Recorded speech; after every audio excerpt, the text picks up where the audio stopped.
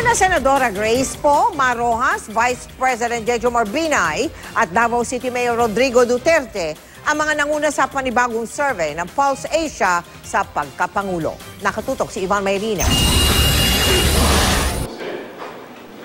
Sa pinakabagong ulat ng Bayan National Survey ng Pulse Asia, pinapili sa listahan ng 2,004 respondents. Sino raw iboboto nilang presidente ng Pilipinas kung ang eleksyon ay gaganapin ngayon at sila ay mga kandidato? Maaari rin magbanggit na iba pang wala sa listahan. Ang nanguna sa survey sina Senador Grace Poe, dating DILG Secretary Mar Rojas, Vice President Jejomar Binay at Davao City Mayor Rodrigo Duterte.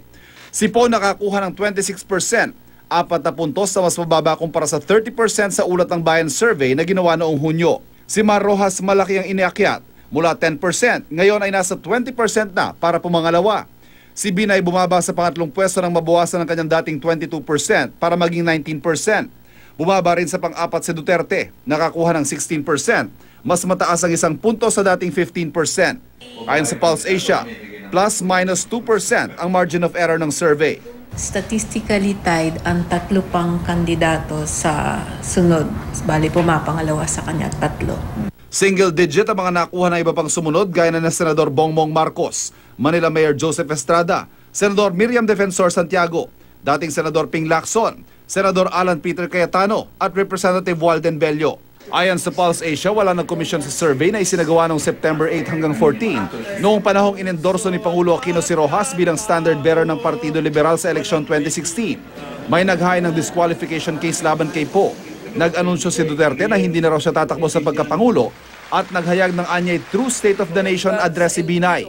Kung hindi tumakbo yung iba sa listahan, hindi mag-file for the presidential position yung iba, syempre magkaka-realignment yung mga pumipili sa kanila ngayon. May hinahanap ang ating botante pero iba-iba ang hinahanap nila, hindi pare-pareho. Sa iba, mas matimbang yung track record, mas matimbang yung nagawa para sa bayan nila, mismong bayan nila o mismong probinsya nila, matimbang na kababayan nila. Isang bagay na tinukoy ni Dr. Ana Tabunda ng Pulse Asia, hindi pa raw nagdedeklara ng kandidatura si Poe nang gawin ng survey. May ibang kandidato dahil hindi pa nagdedeklara, pwedeng hindi pa masyadong sinusuri ng mabuti ng ating mga botante. Pinunto rin ng Pulse Asia ang malaking iniangat ni Rojas sa survey.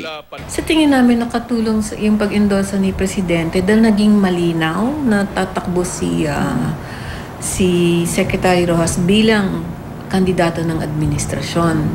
Pero hindi natin pwedeng sabihin dahil lang sa endorso to ni Presidente na ito'y dahil lang kay Presidente. Dahil pag tinignan mo kung saan siya tumaas ng malaki at saan siya mataas, sa Visayas, taga doon sila.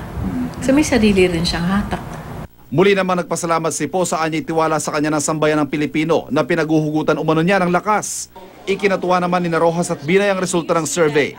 Nagpapasalamat tayo sa tiwala na ipinagkakaloob sa atin ng ating mga kababayan.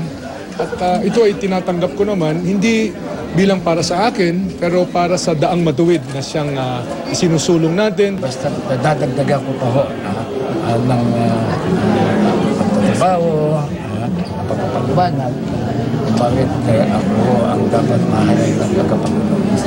Kahit sinabi ni Duterte na wala na siyang planong tumakbong presidente, humihingi siya ngayon ng panahon para raw sa final soul searching makalipas ang pagtitipon sa Rizal Park ng kanyang mga taga-suporta noong Sabado para himukin siyang tumakbo sa pagka-presidente. Sa karera naman sa pagka-vice-presidente, ayon sa Pulse Asia, statistically tied sa unang pwesto magkatandem na sina Poe at kanyang running mate na si Senador Chis Escudero. Kasunod sina Senador Marcos, Senador Alan Peter Cayetano, si Pangulong Aquino, Batangas Governor Vilma Santos Recto, Senador Panfilo Lacson, Senador Antonio Trillanes IV, Senador Jinggoy Estrada, Camarines Sur Representative Leni Robredo, dating Senador Kiko Pangilinan at BIR Commissioner Kim Henares. Ivan Mayrina, Nakatutok, 24 Oras.